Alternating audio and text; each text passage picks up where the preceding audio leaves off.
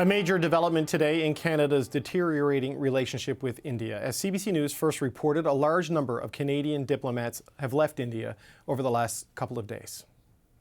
India has formally conveyed its plan to unilaterally remove diplomatic immunities for all but 21 Canadian diplomats and dependents in Delhi by tomorrow, October 20th.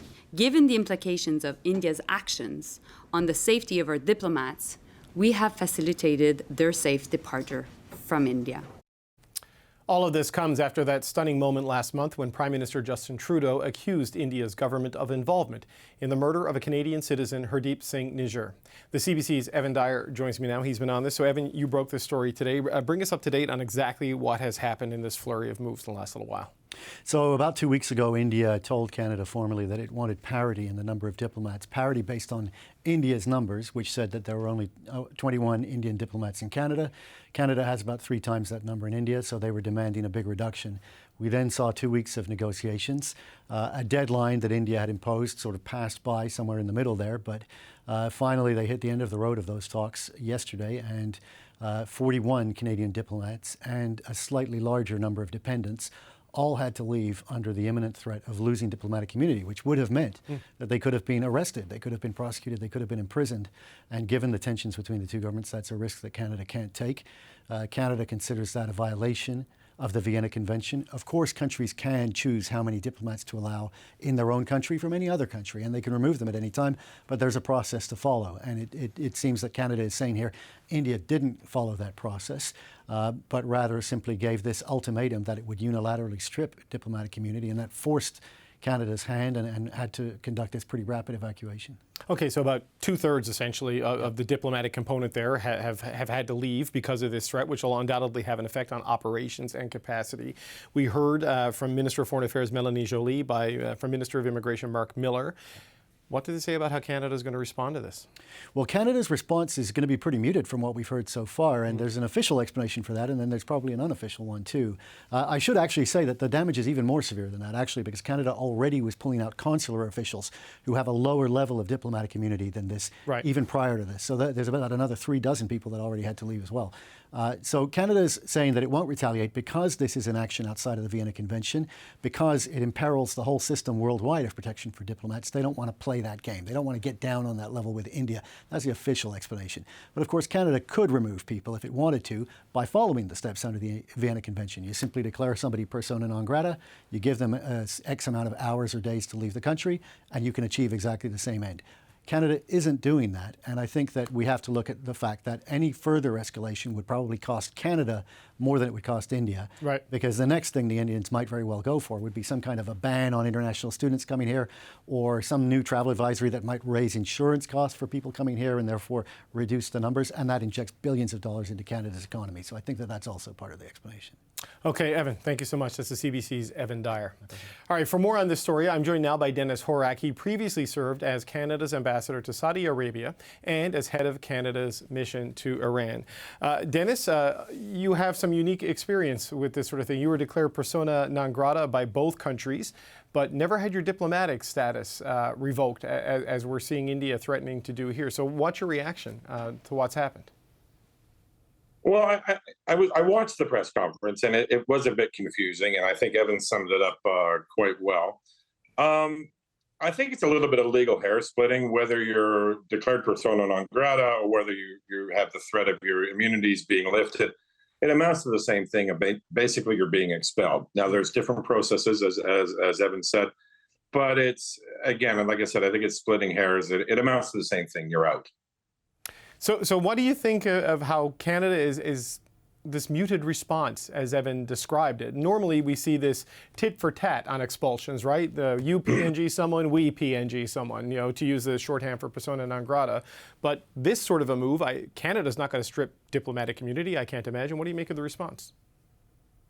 Well, it makes some sense. I think that's probably why the emphasis was put on the unprecedented nature of this, and that this was a violation of the Vienna Conventions and all of that, and that Canada didn't want to imperil the entire diplomatic system and by retaliating and making this a precedent for other countries to follow. Because I don't think Canada wants to do that. I don't think Canada wants to imperil India's for the High Commission here to operate. There are hundreds of thousands of Canadians of Indian descent, visitors, workers, students, and I don't think we want to do anything to discourage the number of students, for example, or workers that come here. If India wasn't able to service them with consular services or other kinds of services, that could put a roadblock in the way of Indians coming to Canada, and I don't think we certainly want that.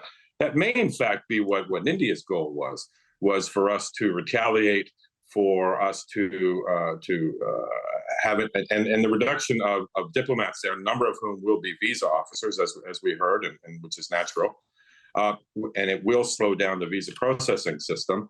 And that could reduce the number of Indians coming to study here and to work here. And they read into papers as well as we do and see the amount of money that these students bring into Canadian universities and the kind of dependence that a lot of Canadian universities have on these foreign students.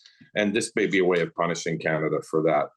You mentioned what the Foreign Affairs Minister, Mélanie Joly, said, that this was unprecedented in violation of international law outside the Vienna Convention on Diplomats. Is there any recourse for something like this other than strict retaliation? Is there somewhere you can complain other than to Prime Minister Modi's office? Yeah, I'm not an international lawyer. I don't know, and it would be pointless in any case.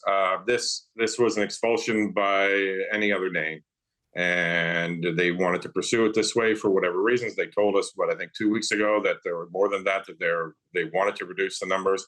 And as Evan mentioned, countries can limit the number of accreditations they afford to foreign diplomats. Why they chose this process as opposed to just straight up PNG, I don't know.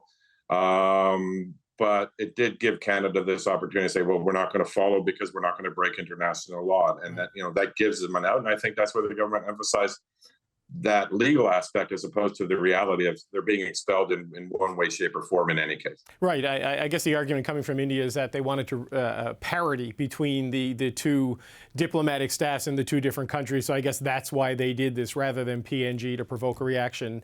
Maybe that's why they chose this route. And as you say, is this the off-ramp for Canada? Because knowing Canada won't respond in kind, could this be the end of this diplomatic battle? It could be. I don't see Canada retaliating because, as I mentioned, that we have a lot to lose if India cannot service the populations they have here, and then that would create fear amongst Indian students who want to come to Canada that perhaps they're not welcome or that they can't get the services they need. So it's not in our interest to do it. So I don't know whether there'll be further communications on this. It's not clear to me what India wants. What's their objective in terms of trying to resolve this? Do they want Canada to turn around and say, well, I'm sorry, we made a mistake? Well, that's not going to happen. So I'm not sure what the off-ramp is specifically, but in terms of the off-ramp on this particular incident, the focus on, not the incident, but in terms of the removals, I think the focus on the legality, this legal hair splitting, as I said, I think is the off-ramp that Canada's chosen. It reads like talking points, and I think the department has figured that out pretty well. So as we said in your intro, Dennis, you've served in some controversial places, right? Iran and Saudi Arabia as a career diplomat. And I wonder if we can just pull back and look at the bigger moment here. I mean, obviously, tensions with India, not a good situation for Canada in the geopolitical context. There's still the war in Ukraine happening, and now this war in Israel, with Israel declaring war on Hamas. Do you remember a time with so much tension and potential for things to really go bad in recent times? Yeah, I do. When I was in Iran, things were very, very tense. Very tense. And certainly our relationship with Iran was virtually non-existent. But in those days, prior to the negotiation of the first nuclear agreement with Iran, there was a lot of tension, a lot of concern. Certainly it was felt in Iran that an attack against Iran was somehow imminent. You had the Arab Spring bubbling up. So there was a lot of instability, uncertainty, and certainly in Iran, the sense of pending doom was imminent, or was certainly palpable. But as you mentioned, we've got Ukraine as well. It's much more global. We're in a situation where we're getting shifts in the global dynamics. China, resurgent China. You've got Russia all over the place. Now the Middle East is sort of blowing up, as it does on a regular basis. But obviously, this is much more severe. So yeah, it's a difficult time, but it's we've been through this before. Yeah, and it feels like we'll be going through this one for a while. Dennis Horak, Dennis Horak, thank you so much for your time. We appreciate it every time you join us. That's former Ambassador. Thank you, Dennis David. Horak. Thank you, sir.